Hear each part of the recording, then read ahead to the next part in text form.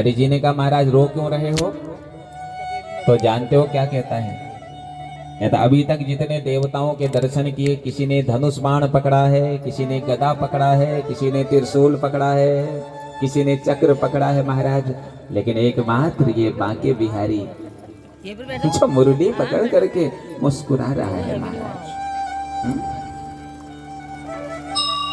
मुरली की एक तार जब छोड़ देता है ना, तो अच्छे अच्छे लोग आकर्षित हो जाते हैं भाई। इसका नाम कृष्ण होगा। नाम कर्म संपन्न हुआ।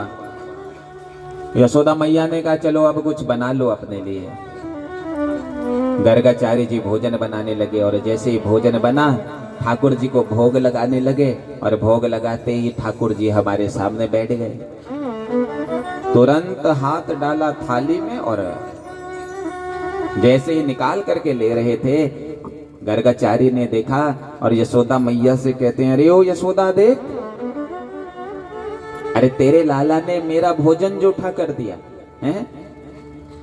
यशोदा मैया ने कहा चलो महाराज जी क्षमा चाहते हैं, आप दोबारा भोजन बना लीजिए, मैं ये नटखट को सुला देती हूँ। और नटखट को मैया सुलाने लगी, लेकिन विपरीत स्थिति हो गई। मैया सो गई, लाला सोया नहीं।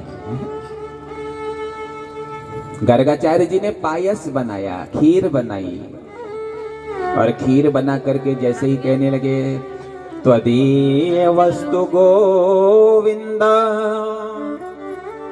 तुभ्यमेव समर्पये, मैं तुम्हें समर्पित करता हूं महाराज। तो तुरंत सामने आ गए और जैसे ही खीर को उठा रहे थे, गर्गाचार्य जी ने हाथ पकड़ लिया, कौन है आप? साधारण नहीं है। और ऐसी मुस्कान छोड़िए, गर्ग जी भी उस मुस्कान को देख करके बलिहार हो गए महाराज। कैसी मुस्कान है हमारे लाला की, आइए।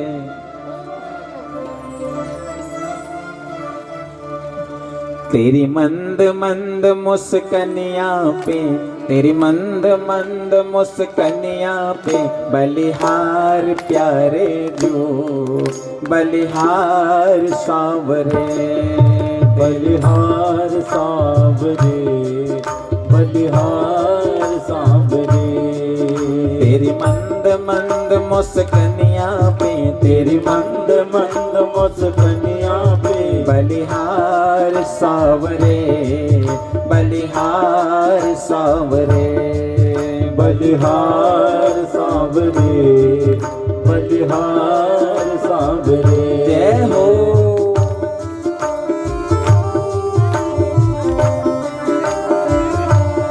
जरा दोनों हाथों को प्रेम से उठा के जय हो।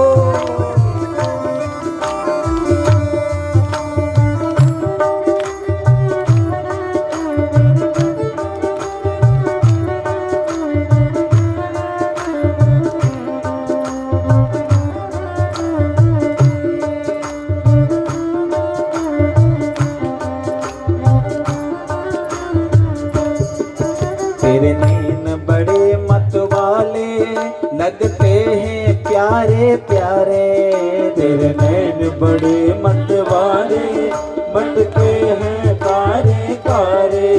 तेरे नैन बड़े मतवाले मटके हैं कारे कारे, तेरे नैन बड़े मतवाले मटके हैं कारे कारे।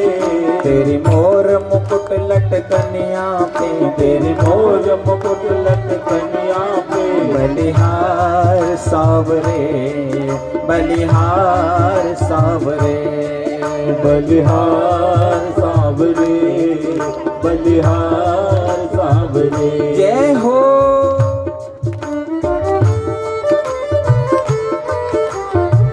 प्रेम से हाथों को उठाते जय हो।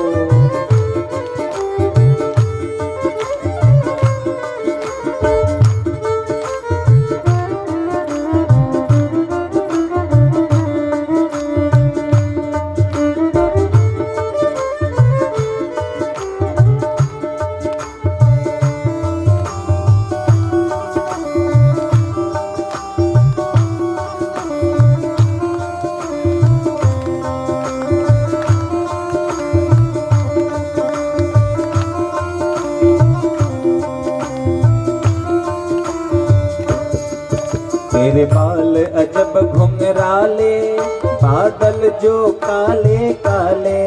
तेरे बाल बड़े घुंघराले, बादल जो काले काले।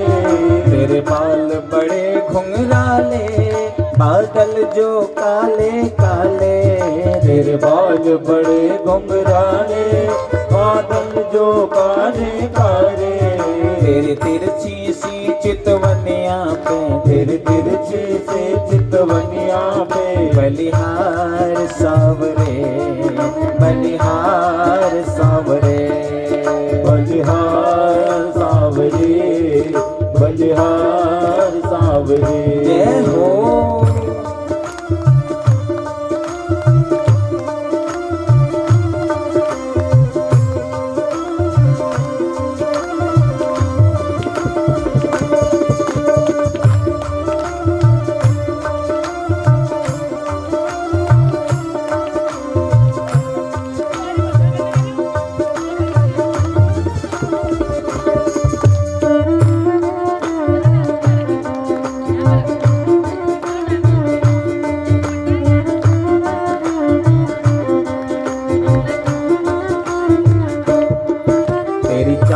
अजब मतवाली लगती है प्यारी प्यारी।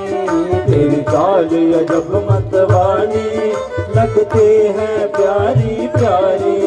तेरी चाल अजब मतवाली लगती है प्यारी प्यारी। तेरी चाल अजब मतवाली लगती है प्यारी प्यारी। तेरे पायल की पैजनिया पे, तेरी पायल की पैजनिया पे। बलिहार सावरे, बलिहार सावरे। बलिहार सावरे, बलिहार सावरे। जय हो।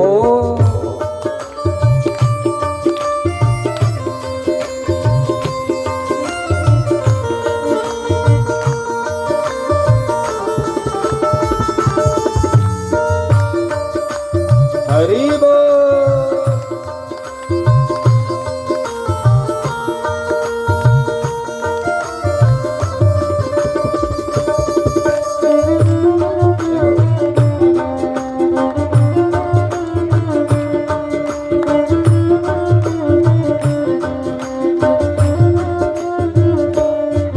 तेरे संग में राधा प्यारी लगती है सबसे न्यारी। तेरे संग में राधा प्यारी लगती है सबसे न्यारी। तेरे संग में राधा प्यारी लगती है सबसे न्यारी। तेरे संग में राधा प्यारी लगती है सबसे न्यारी।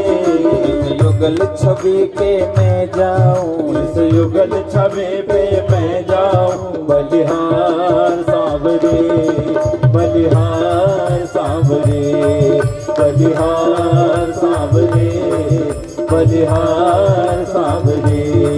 तेरी मंद मंद मस्कनिया में, तेरी मंद मंद मस्कनिया में। बलिहार सावरे, बलिहार सावरे, बलिहार सावरे, बलिहार सावरे, बलिहार सावरे, बलिहार सावरे, बलिहार सावरे, बलिहार सावरे।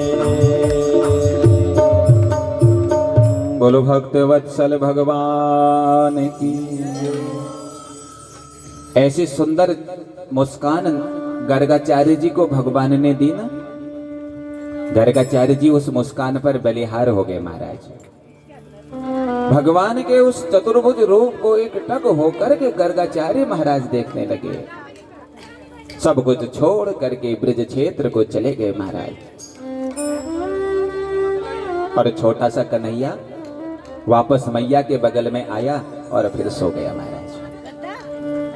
मैया की जब नींद खुली, मैया ने देखा कि लाला तो सो गया, लेकिन रसोई में जाकर के देखा तो झोला वहीं पड़ा है, लेकिन गर्गाचार्य जी का पता नहीं महाराज। अरे जो जिसको भगवान का एक दर्शन हो जाए, भगवान का दीदार हो जाए महाराज। फिर सांसारिक चीजों से उसे कोई मतलब नहीं होता है महाराज। चले गए गर्गाचार्य जी। अब यहाँ धीरे धीरे धीरे हमारे कन्हैया बड़े होने लगे महाराज, घुटनों के बल चलने लगे। और घुटनों के बल जब घर का बच्चा चलने लगता है तो फिर माताओं को पता है क्या होता है महाराज। हैं आपको पता है, कभी वहां दिखता है, कभी कुर्सी के नीचे दिखता है, कभी कहीं दिखता है। ऐसा ही कन्हैया भी कर रहे हैं, बच्चे हैं ना, बाल लीला कर रहे हैं महाराज। एक दिन की बात है, हमारे नंद बाबा अपने ठाकुर जी का पूजन कर रहे थे, शालिग्राम जी का स्नान अभिषेक करा रहे थे, दूध से, दही से, घी से, शहद से, बूरा से। और छोटे से लाला दरवाजे पर खड़े हैं मंदिर के। बाबा से कहते हैं, बाबा अंदर आ जाओ। बाबा ने कहा, नहीं लाला, अंदर आने के लिए नाई नाई करनी पड़ती है। जब नाई नाई जब तक नहीं होती है तब तक मंदिर में नहीं आते हैं लाला। अच्छा। भगवान सोचने लगे, ये दूध दही घी शहद से पहले मुंह को नहला रहे हो है और फिर कह रहा है कि नाई नाई करो भाई। इससे ज्यादा क्या नाई नाई करें हम? अच्छा बाबा, तो मुंह को एक बात बताई दे बस। क्या लाला? ये जो काले काले पत्थर को तुम दूध दही घी शहद से नहला रहे हो ना, कब से नहला रहे हो? नंद बाबा कहते, लाला ये पत्थर नहीं है, ये शालिग्राम जी हैं, हमारे इष्ट देवता हैं। तो कब से नहला रहे हो बाबा? अरे कई वर्ष हो गए हैं, केवल मैं ही नहीं नहला रहा था, मेरे पूर्वजों ने भी नहलाया। तो इसका मतलब है बाबा ये तो बड़े मीठे हो गए होंगे, हैं? कुछ नहीं बोले, चुप बैठ गए। और जैसे ही आंखें बंद करी, हमारे ठाकुर जी अंदर गए और शालिग्राम जी को उठाया और मुंह के अंदर बंद कर दिया।